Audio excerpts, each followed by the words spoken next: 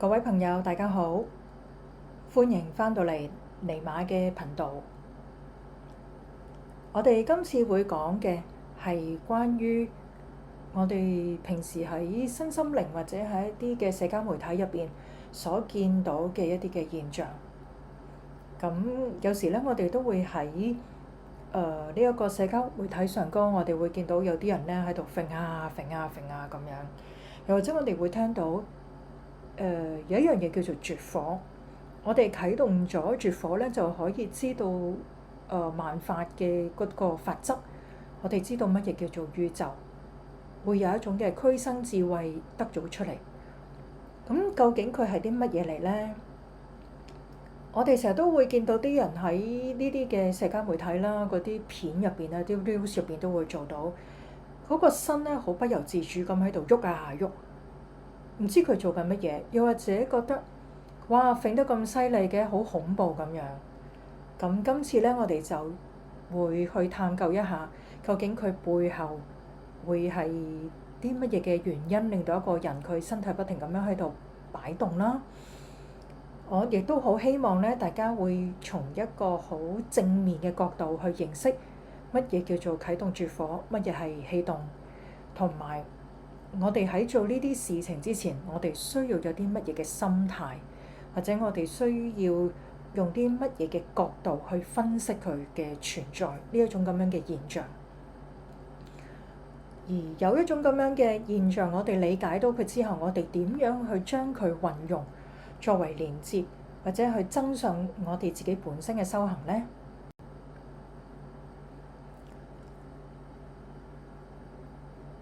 喺呢一條片入邊啦，我哋首先會講乜嘢係氣動啦，然之後我哋會去睇氣動係點樣形成嘅。咁我哋平時都會話，我哋需要去啟動絕火。咁絕火係咩嚟？同我哋點樣去將佢啟動呢？然後咧，我哋亦都會喺好多唔同嘅身心靈嘅片啊，又或者啲嘅網頁，佢哋都會去提到一啲叫做揚升跡象嘅事。特別係我哋喺呢一個嘅 Covid 前後啦。Covid 前，我哋就會話有好多唔同嘅人咧，佢將會進入一個新嘅境地。但係佢必然要通過一個叫做揚升跡象嘅一個狀態，或者經過啦去面對一啲嘅揚升跡象，佢先至可以令到佢自己本身嘅智慧或者佢嘅修行咧，佢可以去到一個嘅有一個升級。咁就係從呢一個嘅 Covid 前後咧，佢會有一個好大嘅分水嶺。咁我哋去睇下究竟乜嘢叫做揚升跡象，然後通過晒所有嘅事情之後咧，我哋理解到原來係一個咁樣嘅情況。我哋可以點樣去利用一個點樣嘅一個咁樣嘅智慧，去連結宇宙啊，同埋提升我哋嘅智慧咧。首先咧，我哋講下乜嘢叫做氣動。以下落嚟咧，我哋會有一條片去講乜嘢叫做氣動，佢係點樣樣嘅。而呢一條氣動嘅片入邊，嗰個咧就係尼瑪我本人。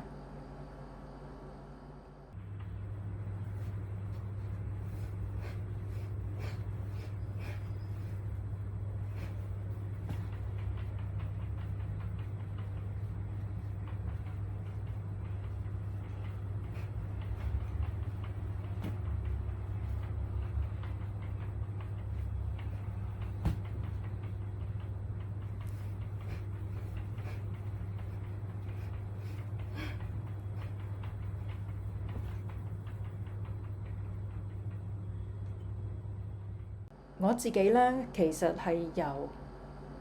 2016年開始啦，我就會有氣動嘅狀況。佢係斷斷續續咁樣嚟嘅，有時佢會出現。當我通過某一啲嘅修行啦，又或者係修行到某一啲嘅情況之後咧，嗰個氣動嘅情況佢就會慢慢去減少。然後咧，去到某一個時間，有一日我喺度做緊功課嘅時候，佢就會翻嚟嘅喎。咁如是者斷斷續續咁樣咧，就由2016年去到而家，其實都會有一個咁樣嘅情況。喺我當初有氣動呢一樣嘢嘅時候，我會覺得好困擾，好尷尬，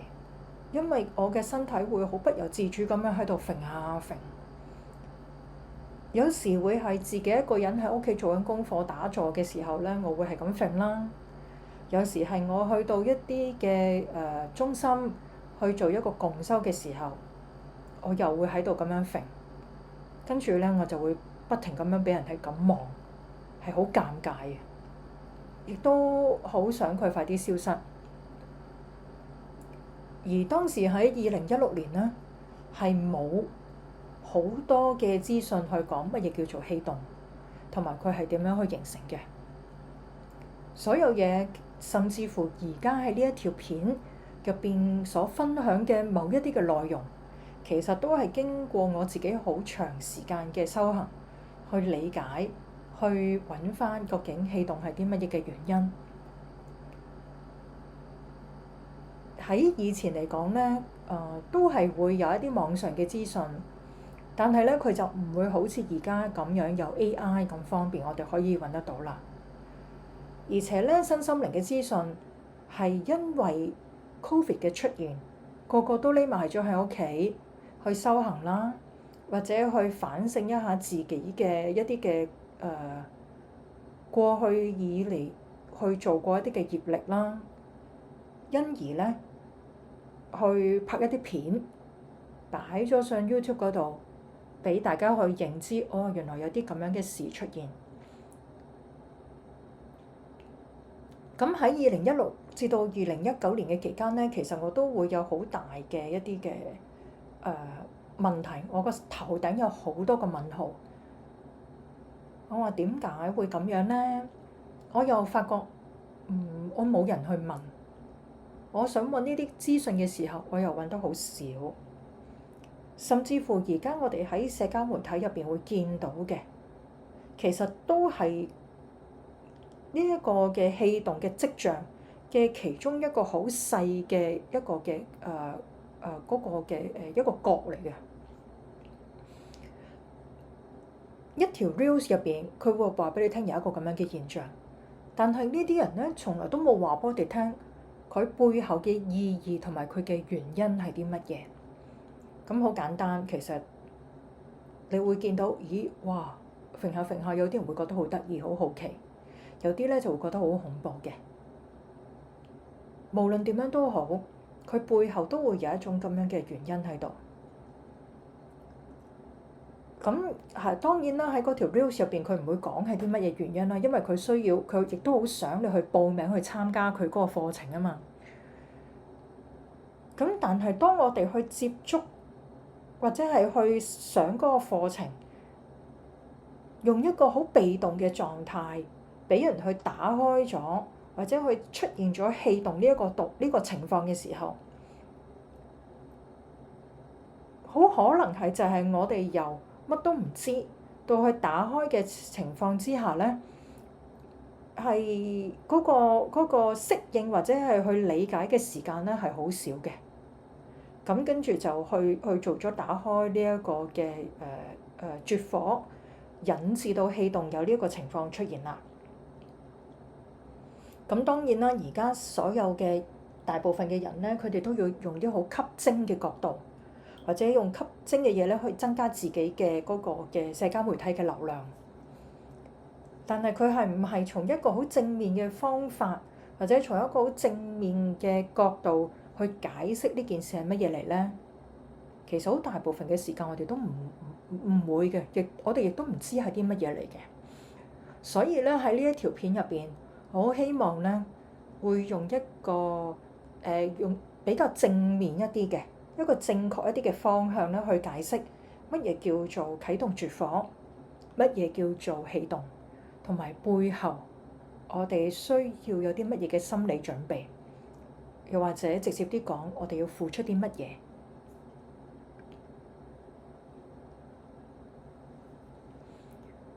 咁跟住咧，我哋就會去睇下氣動嘅成因係啲乜嘢啦。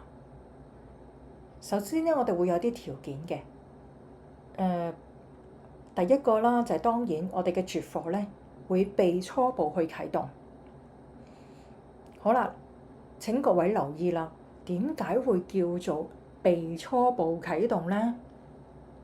因為絕火去啟動嘅時候，佢都係會有一啲嘅進程喺度嘅，佢唔係一開就好似開晒咁。佢開嘅嗰個嘅方式咧，同我哋平時去做一啲身心靈嘅修行咧，都係差唔多。佢會有一啲嘅步驟，佢會有一啲嘅先後嘅次序，又或者係好似我哋去扭開一個水龍頭咁樣咧，佢會由一個慢慢嘅狀態，跟住你再去扭大啲嗰個水龍頭咧，扭開啲咧。佢先至會有一個好強勁嘅水流咧，佢流出嚟嘅。咁呢個亦都係對於我哋喺呢一個嘅宇宙法則啦，又或者我哋身體嘅承受狀況咧，其實有係一模一樣嘅一種嘅情況。因為我哋去打開我哋嘅能量管道嘅時候，我哋唔係話一開就開晒佢，唔係咁樣嘅。我哋好似頭先所講，好似扭個水龍頭咁樣。慢慢咁樣逐步被扭開到，直至去到最盡最大咁樣嘅。咁因為我哋嘅身體咧係需要一啲時間去適應一啲強大嘅能量。好啦，第二個咧就係嗰個成因就係我哋打開咗或者初步啟動咗我哋嘅絕火之後，我哋嘅身體咧其實就會去流通一啲好強大嘅能量啦。呢個能量喺邊度嚟咧？咁當然就喺宇宙嗰度嚟啦。第三個咧就係有強大能量去流入之後，我哋身體咧就會排出咗我哋舊有嘅負能量啦，或者係我哋嘅負面情緒會被排走嘅。而當我哋嘅新嘅能量，一啲強大嘅宇宙能量去排走身體一啲固有舊嘅一啲負面能量嘅時候咧，當兩者有一個交替嘅狀態，即是舊嘅能量未全部走晒，而新嘅能量喺度入緊嚟嘅時候，呢個主要就係氣動嘅成因啦。咁我哋都係會返去三脈七輪嗰度啦，我哋立覺會去梳理一下啦，嗰個絕火點解會被啟動啦，同埋佢啟動嘅時候，佢係基於啲乜嘢嘅情況咧，乜嘢嘅原理？咁其實咧，睇開參與開身心靈嘅人都會知道啦，我哋嘅身體咧係會有三脈同埋七輪嘅。三脈係指左脈、中脈同埋右脈。咁左右兩條脈咧，佢係會由下而向上咧，圍繞住我哋嘅中脈嘅。而且咧，佢哋喺每一個脈輪嗰度咧，都會有一個交匯點。咁而呢一種嘅左脈、右脈咧，佢係會由海底輪咧開始，跟住經過我哋唔同嘅脈輪去做一個交匯點啦。而喺眉心輪啦，左右兩條脈同埋中脈咧，就會喺呢一個眉心輪嗰度結合。咁而中脈咧，佢唔係淨係停咗喺呢一個嘅眉心輪嗰度嘅，佢係會去到頂輪。但係左右二脈咧，佢哋就會喺呢一個嘅眉心輪嗰度就會終結㗎啦。咁而絕火咧，佢係會嗰個位置咧，就會位於喺呢個海底輪嘅附近嘅。而絕火咧，佢平時咧就會好似一條蛇咁樣沉睡咗喺我哋嘅身體入邊。其實絕火呢個現象啦，或者呢一個我哋叫做身體嘅狀況咧，喺每一個人入邊佢都係會有嘅。只不過佢係處於一個沉睡嘅狀態，定係佢已經被我哋嘅修行喚醒咗。咁我哋通過修行啦，就可以將呢一個絕火咧去啟動咗佢啦。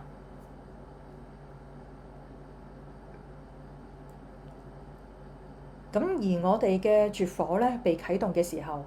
我哋嘅能量啦，或者我哋會叫佢做氣，就會由我哋嘅眉心輪咧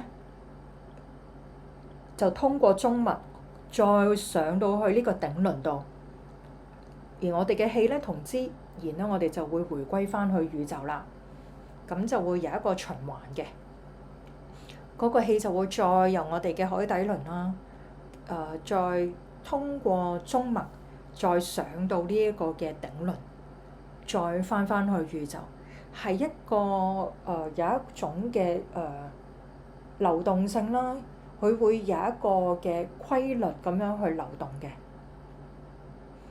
而當我哋嘅能量從頂輪回歸咗宇宙嘅時候，或者我哋所講緊嘅嗰個中脈暢通咗之後咧，我哋嘅俱生智慧就會生起。咁即使我哋會通達到宇宙嘅法則，知道嗰個所有宇宙嘅真相咧，原來係點樣嘅。不過咧，修行人同時亦都要需要去面對自己嘅煩惱，或者係嗰個本我，即是真正原來嘅自己。所以咧，我哋去啟動拙火，或者我哋去修行嘅時候，我哋係需要有人去帶領嘅。而帶領我哋嘅人咧，必須係一位佢有能力去處理，或者佢已經係經過有對一個嘅能量法則啦，又或者我哋嘅點樣去開啟並且維持我哋拙火嗰個能量流通嘅時候，有一定經驗嘅一位嘅導師。如果咧我哋冇導師去帶領嘅話，我哋會好容易去沉迷一啲啟動咗拙火嘅表面嘅現象，譬如我哋而家所講緊嘅氣動。有啲人好鍾意氣動呢一種嘅感覺，又或者佢好鍾意喺人哋去嗰個面前去展示佢一個氣動嘅情況。咁因為對於某一啲人嚟講，佢嘅拙火被激活或者係啟動咗嘅話，就即是代表佢嘅修行咧，某程度上有一定嘅進步啦。咁佢好想話俾人哋聽，但係咧，如果我哋係執着咗喺呢一啲咁樣嘅表面嘅現象，其實咧就即是會着咗喺我哋自己本身嘅心魔嗰度。因為呢一種嘅我哋唔會去理解呢一種嘅表面現象，只係一種嘅會有出現同埋會有離開嘅一種嘅流通型嘅現象。如果佢要去執着於佢嘅話，就會令到嗰個能量嘅流通咧會被堵塞，就會令到我哋着咗喺我哋嘅心魔入邊。而着咗喺我哋嘅心魔入邊咧，會好容易，又或者係直接我哋會講呢個人就係佢已經走火入魔啦。咁因此咧，我哋去啟動拙火嘅時候，佢係會好快咁樣令到我哋去理解到宇宙嘅嗰個嘅法則。佢嘅反面咧，其實亦都係會有一定嘅危險性嘅。即是越容易令到我哋通達宇宙法則嘅嘢，如果我哋唔適當咁樣去運用佢嘅話，佢係有一定嘅危險性喺度。所以我哋必然要有一位好有經驗嘅導師去帶領啦。好啦，咁我哋而家會講，其實氣動係一啲乜嘢嘅原理？點解會嗰個身佢會揈嚟揈去咧？咁其實咧，我哋而家見到呢一幅嘅圖入邊啦，我哋所講嘅氣脈，佢就係好似一條管咁樣。但係咧，呢一個氣脈，從我哋嘅身體入邊咧，我哋係揾唔到嘅，佢係好微細、好微細嘅。就算係通過解剖嘅嗰個嘅情況啦，其實我哋都係冇辦法去揾到一樣真實好實體叫做氣脈嘅事情，嗰個身體嘅器官係冇嘅。佢係一種能量點樣去流通嘅一種嘅方式。但係咧，我哋可以將呢一個氣脈將佢比喻為一條水管或者一條水喉啊。當喺左手邊咧，我哋見到橙色箭嘴啦，我哋有一種嘅宇宙能量，我哋嘅絕火已經被啟動啦，我哋會有強大嘅宇宙能量流入我哋嘅身體入邊。咁開始嘅時候啦，我哋作為一個嘅人，我哋一定會有一啲前世嘅業力啦，又或者係我今世經有一啲負面情緒、負面能量所形成嘅脈結，佢會積聚咗喺我哋嘅氣脈上高，就係好似咖啡色嘅呢一嚿嘢咁樣，佢好似一啲嘅污糟嘅嗰個嘅一啲嘅污垢啦，咁積咗落去我哋嘅氣脈入邊。而宇宙嘅能量通過嘅時候咧，佢一定係會將呢一嚿污垢啦，或者我哋舊有嘅業力咧，去沖走佢嘅。咁亦都好似頭先咁講啦，我哋身體係會適應，而宇宙嘅能量咧，佢唔係話一衝入嚟咧，一流動嘅時候咧，佢就可以即刻將我哋所有舊有嘅業力咧去清除咗。並唔係，因為我哋身體始終係有一個嘅漸進，有一個適應嘅過程，所以呢一個嘅舊有嘅業力咧，佢就會慢慢被沖走。而當佢衝出去清通我哋嘅氣脈嘅時候咧，我哋就係好似右手邊呢啲箭嘴咁樣啦，一條水喉。佢連咗去個水龍頭嘅時候，當呢一個又或者係同埋佢嗰個嘅水管入邊，佢會有一啲嘅污垢啦積咗喺入邊。當我哋去扭嗰個水龍頭，越扭越大，越扭越大嘅時候，佢嗰個氣脈同埋嗰個舊有嘅嗰個嘅業力啦，佢必然咧，佢要去適應呢個強大嘅能量。咁佢可以做到嘅嘢係啲乜嘢咧？我哋嘅氣脈啦，或者我哋嘅身體啦，就會不停咁樣去擺動啦。就係好似一條水管，當你扭開嗰個水龍頭嘅時候，就咁將佢擺咗喺地下，嗰條水管咧就會周圍咁樣去揈嘅。咁其實氣脈氣動呢一個情況咧，亦都係一樣。咁所以咧，佢會係我哋啟動咗絕火之後，新舊能量交替，就係令到我哋身體去擺動嘅主要嘅原因。咁即是話，其實氣動呢件事咧，佢只不過係一個我哋去修行啦，又或者係我哋去清理我哋舊有嘅業力嘅一種嘅表面嘅現象嚟嘅啫。佢並唔代表我哋嘅修行咧係有一個好好嘅修行入邊，佢唔係一個咁樣嘅代表嚟嘅，佢只係一種其中嘅現象。咁而氣動啱啱開始嘅時候，能量咧就會通向身體所有嘅氣脈。咁呢個時間咧就我哋嘅身體咧就會搖擺得最強烈嘅，亦都好似我哋而家見到呢一塊葉咁樣，佢會有好多嘅脈絡啊。咁而呢啲脈咧，其實喺我哋身體入邊係會有出現嘅，佢係會帶動到我哋嘅氣啦，維持我哋身體嘅能量嘅所需，去令到我哋嘅身體去喐動啦，令到我哋有思想。咁喺呢個時間咧，身體因為佢要清理佢舊有嘅業力啦，所以喺我哋嘅身體同埋念頭上高，我哋嘅心理層面上高咧，都會有所對應嘅。咁我哋身體嘅狀況，咁當然就係我哋有一種嘅周圍揈嚟揈去氣動嘅狀況啦。而喺我哋嘅念頭上高咧，其實就係我哋要去適應一下，同埋面對一下我哋原本有好多唔同嘅，我哋叫做好啦，又或者一啲嘅壞嘅一啲嘅念頭，佢都係會出現嘅。咁另外啦，除咗我哋嘅身體係會擺動之外，我哋可能會出現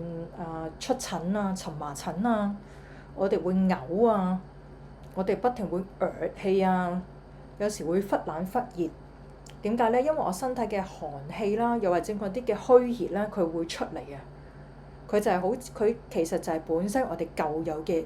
業力，佢已喺我哋身體入邊積存嘅一種嘅狀況嚟嘅。又或者好似感冒咁樣，佢會有一啲初頭佢會有啲鼻涕啦，綠色嘅，然後佢會喺嗰個綠色嗰陣嘅鼻涕清咗之後咧，佢就會慢慢出一啲黃色嘅鼻涕，到最後咧黃色都清埋咧，佢就會變成透明，就即是鼻水啦。咁而呢啲鼻水咧，其實就係我哋本身積存咗喺身體入邊一啲嘅寒氣嚟嘅，佢以鼻水嘅形式咧咁樣去出現。佢哋睇落咧好似我哋病咁樣，但係其實咧佢只係一種排毒嘅現象嚟嘅，排咗呢啲咁樣嘅舊有嘅業力啦，或者係一啲好似病完之後咧，如果我哋身體係出現咗呢啲咁樣嘅排毒，而佢真係一種嘅排毒嚟嘅話，我哋病完之後，我哋會感覺到其實我哋嘅身體仲健康過以前，我嘅精神會好咗，我嘅身體係會舒爽咗嘅。咁而喺心理嘅層面上高啦，我哋就會去重新去面對以前俾自己所設定落嚟嘅人設。面對之餘，我哋要將佢去捨棄。咁譬如有一啲人咧，佢會喺好多人嘅面前，佢會戴翻個面具嘅。咁而喺身心靈喺絕火啟動咗之後咧，我哋需要去面對，究竟我係唔係繼續要去將呢一個面具去戴住，定係我需要將佢去放低？甚或之餘，我係一個好貪心嘅人，我要去面對呢一種嘅貪心，又或者我係一個好容易發脾氣嘅人，我必須要去承認，原來我係真係成日去發脾氣，而呢件事係唔啱嘅，我唔應該向任何嘅一個人去抌我嘅情緒垃圾，我要去為我自己嘅一個情緒啦，或者一個身心嘅健康咧，做一個嘅改變，所以我就要去捨棄咗我舊有嘅人設啦。咁而我清通咗我舊有嘅業力之後咧，無論我嘅身體定係我個心理上，都會覺得非常之舒爽。如果我未有去面對同埋接納咗過往嘅人設，又或者我自己嘅弱點，我淨係沉迷喺氣動帶嚟嗰個表面嘅現象，我淨係鍾意揈嘅啫。我亦都要人哋知道我喺度揈得好犀利。只要人哋知道我揈得好犀利咧，人哋就知道我有修行啦。佢會有一種咁樣沉迷住呢個咁樣嘅現象。咁我哋只可以講話，呢個絕火咧，只係曾經被啟動過，佢唔屬於一個真正嘅啟動。因為我哋去沉迷呢一個氣動帶嚟嘅表面現象，佢係一種嘅執着。咁我哋頭先講啦，嗰個氣脈咧就好似一條水管咁樣，佢上高會有啲嘅脈結喺度。我哋嘅執着其實就係呢啲嘅脈結。我哋成日都會講執着，其實佢本身係啲乜嘢嚟咧？佢本身就係我哋嘅情緒，佢係啲我哋嘅負面嘅情緒。一啲我哋長久以嚟積累咗喺我哋嘅身同埋心嘅一啲嘅負面嘅能量。咁如果我唔願意去放手，唔願意去放鬆，同埋去捨棄咗呢啲舊有嘅業力嘅話，咁其實嗰條水喉咧，你無論開咗將嗰個水龍頭扭到幾大都好啦，我執住佢，佢點樣都係唔會通嘅。所以我哋只會話嗰個絕火係曾經被啟動過，而唔係真正被啟動啦。咁喺一啲好極端嘅情況啦，譬如我哋嘅心只係着於好執着於呢啲表面嘅現象，咁佢唔單止咧冇辦法去令到我哋去理解同埋通達宇宙嘅真相，我哋更加自然咧係會摧毀咗自己一生嘅修行。更嚴重嘅就係會令到我哋引致呢一個嘅神志不清。咁點解咧？因為就係嗰個舊有嘅業力，或者嗰個氣，佢積存咗喺嗰個嘅脈上高，佢冇辦法去走。而我哋嘅智慧，我哋嘅日常生活就係依靠氣嘅流動而去帶動嘅。如果嗰個氣塞咗喺個脈當中，佢會令到嗰個脈輪佢唔平衡，唔平衡佢係會影響到我哋本身嘅嗰個心理層面。有時候我哋會如果有一個咁樣嘅情況啦，其實好容易咧，我哋會以為我哋聽到嘅嘢咧，或者一啲嘅幻聽咧係真嘅，又或者我哋會以為一啲幻象咧佢係真嘅，咁所以佢就會令到我哋神志不清啦。而喺我自己嘅經歷或者我自己嘅觀察當中啦，有啲人佢真係好鍾意去沉醉於有一種咁樣嘅氣動啊，又或者一啲嘅一啲嘅排毒嘅現象。咁而呢啲人咧，隔咗一個時間之後，會再去見返佢，我會發現，咦？點解佢原來佢嘅性格都係咁樣？佢本身嘅煩惱，佢從來都係冇改善過。咁所以呢一種咁樣嘅行為啦，一種咁樣嘅思維模式啦，就會摧毀咗佢自己本身一生嘅修行，因為佢太着跡呢啲咁樣嘅情況啦。如果我哋用一個好實際嘅例子去講，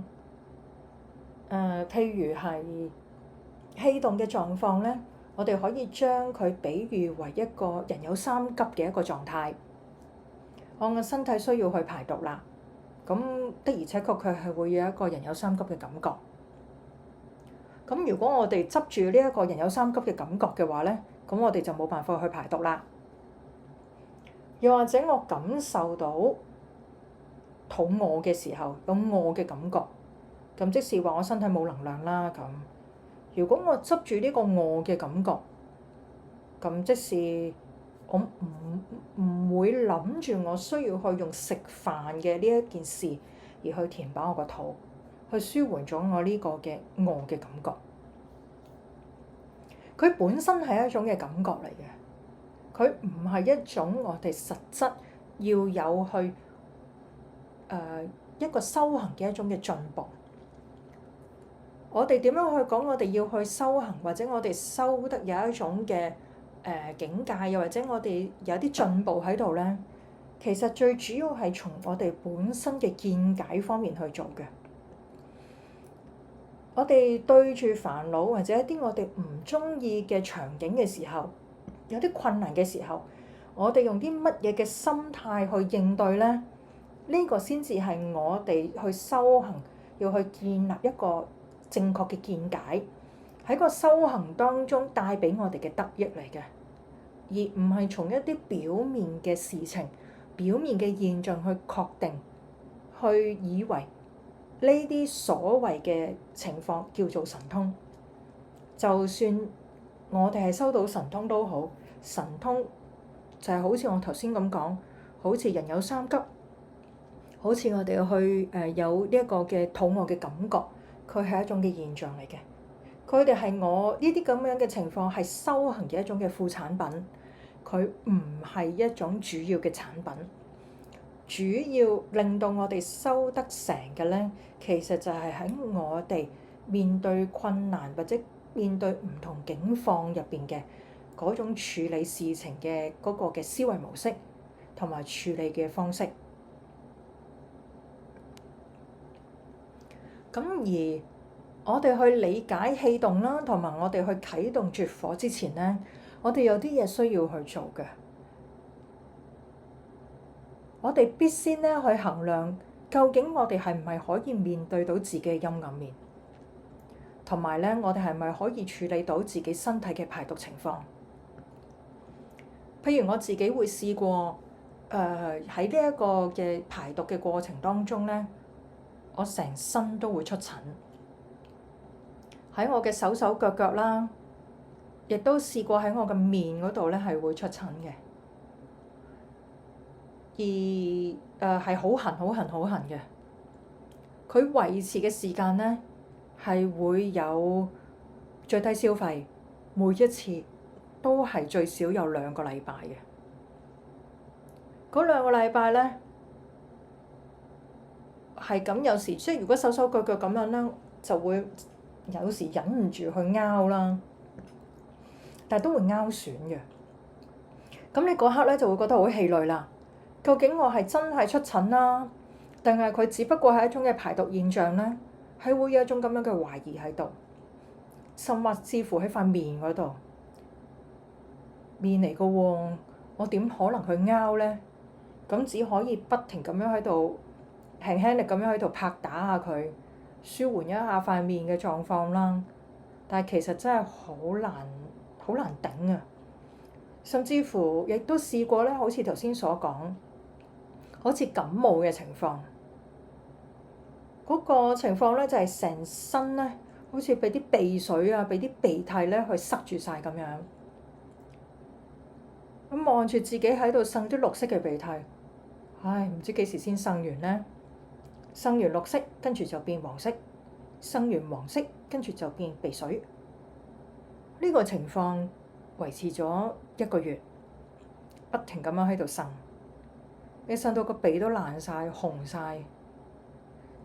我哋要有一樣嘢就係，當然啦，唔係每個人都會係有啲咁極端嘅狀況啦。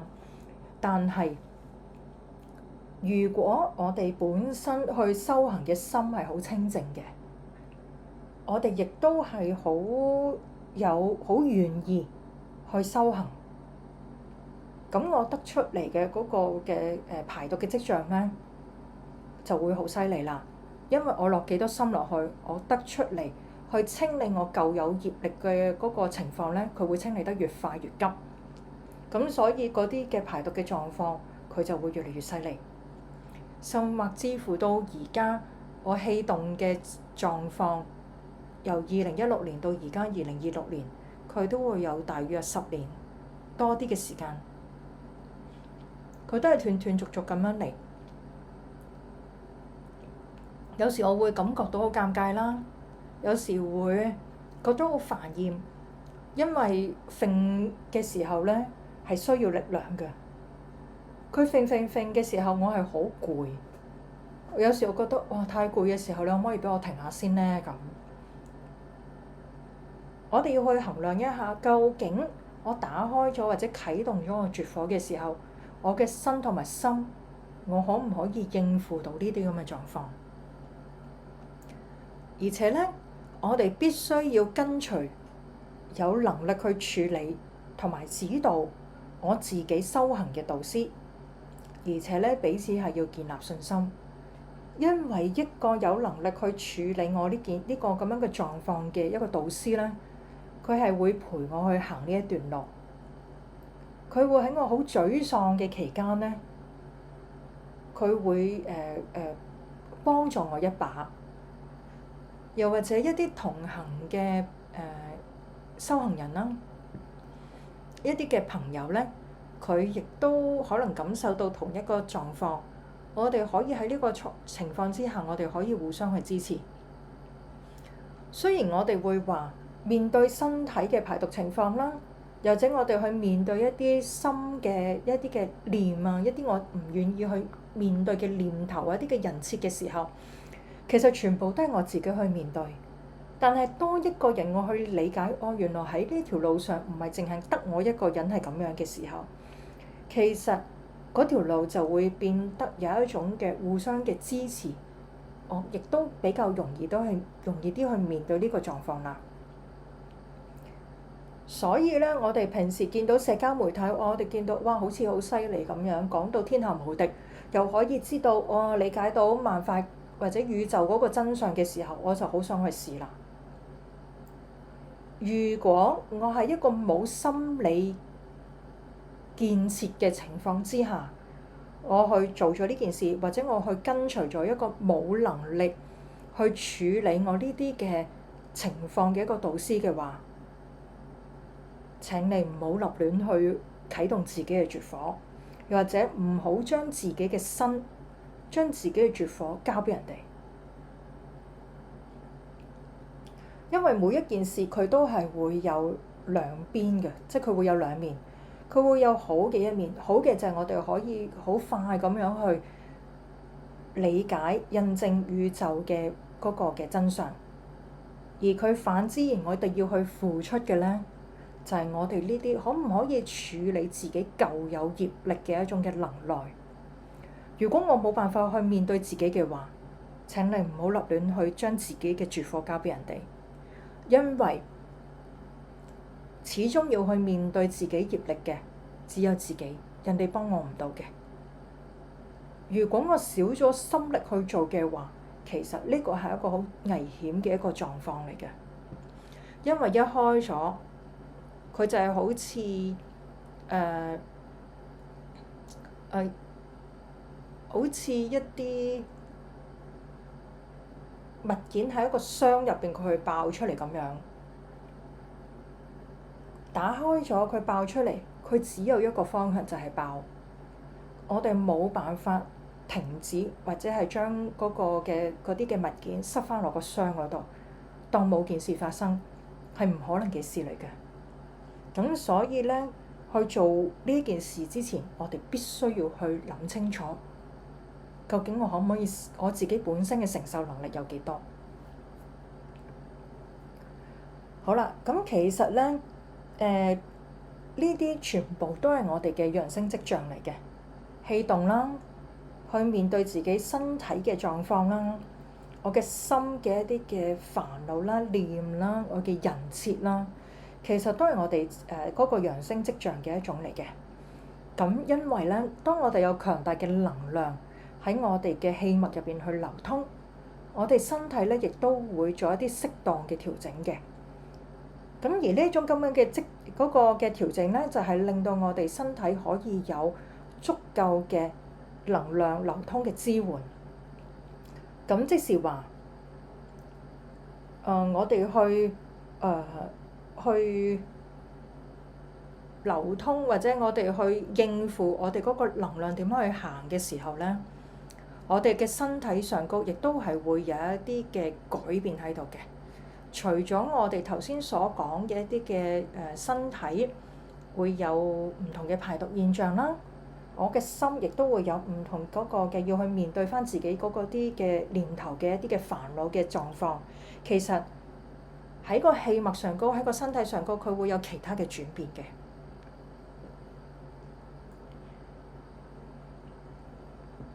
喺身心靈上高咧，我哋會有一樣嘢叫做碳化同埋蒸化。我哋咧要去理解一下，我哋嘅身體咧係由碳啊、氫啊、氧啊、氮啊，同埋一啲微量金屬元素等等咧所去組成嘅。咁譬如我哋嘅骨咧，我哋會有鈣啦，咁好明顯。我哋嘅肉咧，其實就係由呢一個嘅碳、氫、氧同埋氮啦。咁呢啲咧，其實都係我哋喺中學嘅時候嘅學嘅化學啦，同埋生物學咧，我哋係有講過嘅。咁而碳元素咧，亦都係我哋構成 DNA 嘅主要嗰個嘅元素，嗰個嘅骨幹啊，就係由呢個碳去組成嘅。咁而喺我哋中學去學過嘅一個嘅元素表入邊咧，亦都會講啦。我哋睇紅色框框嗰度，元素表嘅第6個元素咧就係碳，而第14咧就係矽。咁我哋一直都係講碳化嘅時候，咁當然我哋就係講緊我哋嘅身體係由呢個碳嘅元素去組成啦，最主要係加埋其他唔同嘅一啲嘅元素。咁而我哋會講去蒸化嘅時候咧，佢就會係落去佢下一間下一個打橫嘅一格嗰度，就變咗由6去到第14個元素啦。咁呢個咧就係矽。咁而喺右手邊紅色嘅字咧，我哋見到嘅 SiO2，其實本身佢就係講緊水晶。我哋講緊一個蒸發嘅過程咧，就係我哋嘅身體由一個碳嘅元素慢慢轉變，係由呢一個嘅矽去做一個主要嘅一個嘅骨幹。呢種就係我哋嘅身體點樣去適應一個強大嘅宇宙能量進入我哋身體，去進行一種嘅嗰個嘅能量流動，一個能量循環嘅一種嘅適應嘅狀況。咁而蒸發嘅最明顯結果咧，就會出現一啲嘅骨花。其實呢啲都係獲得一定修行境界嘅人咧會出現嘅現象嚟嘅。咁幾時我哋會知道會有骨花咧？通常都係有一啲人過咗世，將佢嘅身體去做咗火化之後咧，我哋就會知道，哦，原來嗰個人佢本身嘅骨入邊佢已經出現咗骨花。而某一啲比較高階嘅修行人啦，佢更加可以進一步達至到去到光化嘅狀況。譬如我哋會聽到嘅紅生成就啊，一啲大德，佢會會有一個嘅圓寂咗之後，佢個身體會慢慢去縮小啊，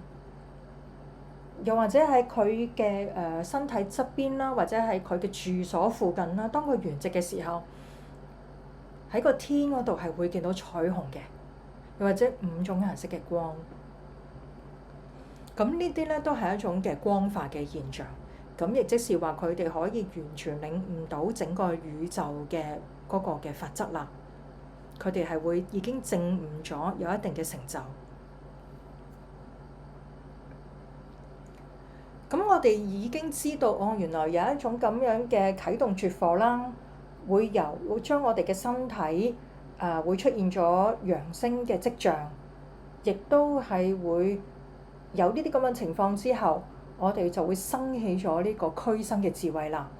咁我點樣將呢種嘅智慧同宇宙嘅智慧去連結咧？或者我點樣先可以做到有咁樣嘅情況出現，而連結到宇宙嘅智慧咧？當然，首先咧，我哋要以慈悲心去對待一切嘅人同埋事啦，放低我哋嘅執着。跟住咧，我哋就要去臣服於呢一個宇宙嘅法則啦。即是話我哋去誠信因果，每件事佢會有果嘅時候，無論佢係快樂嘅果定係我唔喜歡嘅果，佢都係會由因去組成嘅。呢個係一個永恆不變嘅一種嘅定律。又或者我哋會話，其實連因果佢本身佢都係會有一種嘅變化性喺度，佢都係一種嘅宇宙法則。我哋作為一個修行人咧，我哋就要去理解點解會構成因，同埋佢會出現果。我哋唔想某一個果出現嘅時候，咁我哋咪唔好做某一個因咯。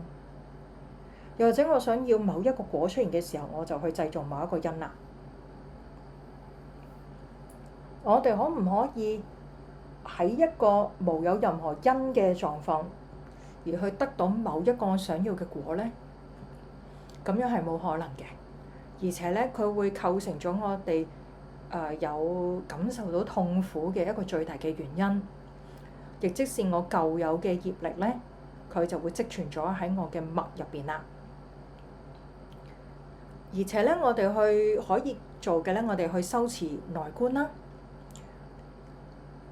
呢一個修行咧，可以減少或者甚至乎斷除我哋對於二元對立嘅一種嘅執着。我哋會話有同埋冇係一種嘅二元對立啦。係同埋唔係啦，熱同埋凍啊，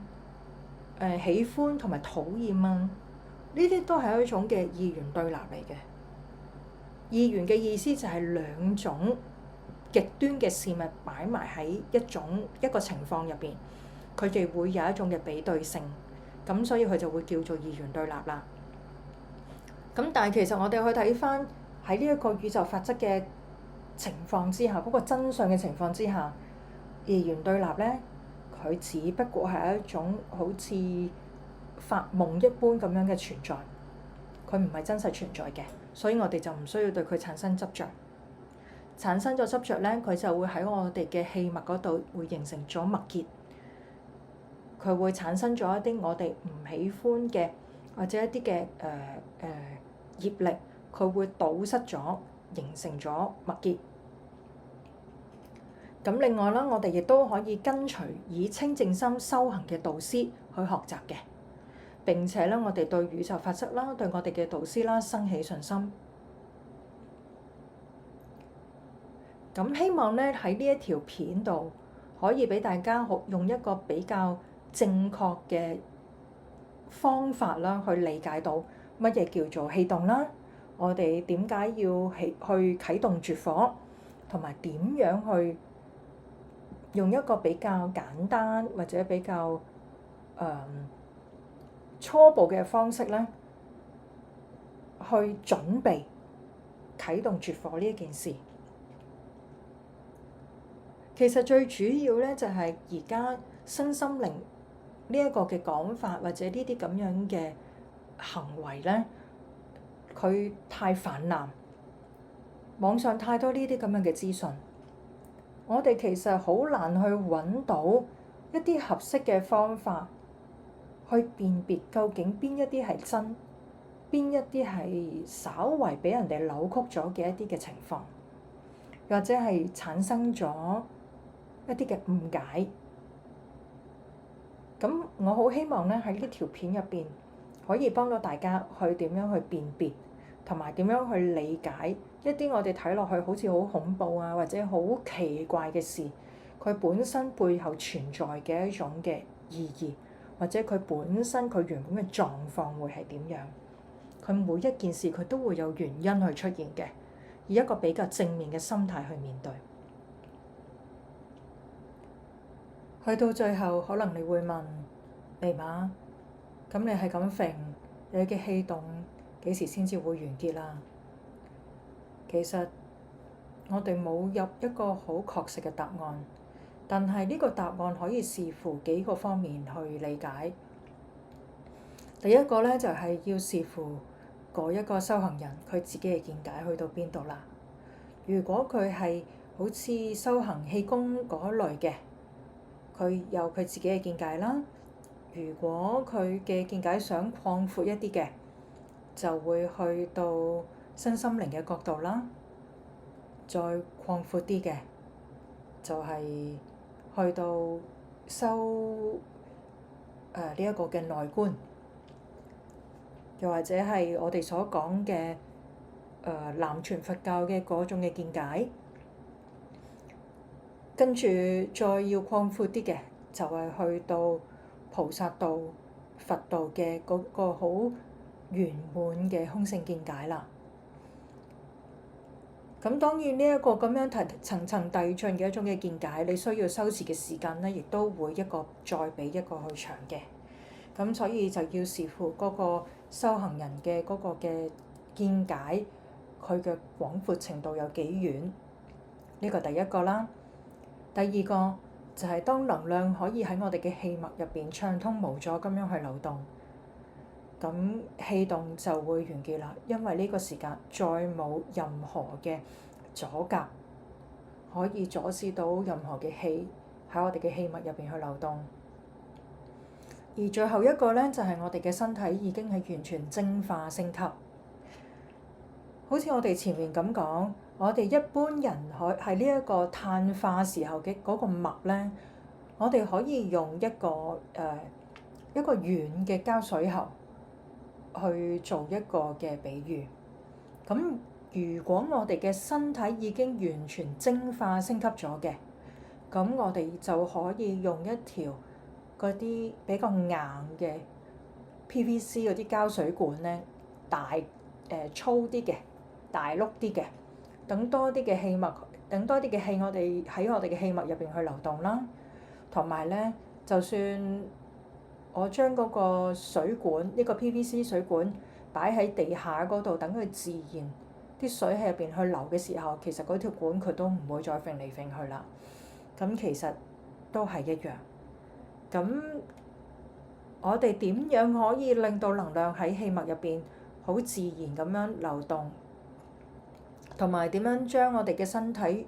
完全蒸發升級咧？其實亦都係在乎於我哋修行嘅嗰個嘅見解，同埋我哋嘅對象係啲乜嘢。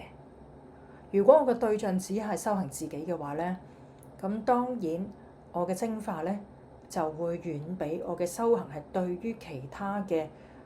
生命體或者我哋叫做眾生咧，咁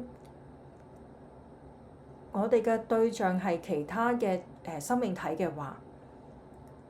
我哋所去嗰個蒸化嘅層面咧就會比較高一啲，咁所以咧嗰個嘅需要嘅時間亦都會長。如果用一個宗教嘅角度嚟講，我哋會話，當一個人佢真係完全成佛嘅時候，再冇其他任何嘅一絲嗰啲嘅習氣、嗰啲嘅習慣嘅話，冇任何嘅執着咧，咁佢嘅氣動就正正式式咁樣完結咗。如果你喜歡呢條片嘅話，請你俾個 like， 留個言俾我知道你哋想聽啲乜嘢嘅題目啦，或者對於呢一個嘅題目會有啲乜嘢嘅意見啦，或者見解。然後未訂閱嘅請你訂閱我呢個頻道。你哋嘅反應就係我去做下一條片最大嘅動力。多謝各位去收聽、去收睇呢一條片，我哋下次再見，拜拜。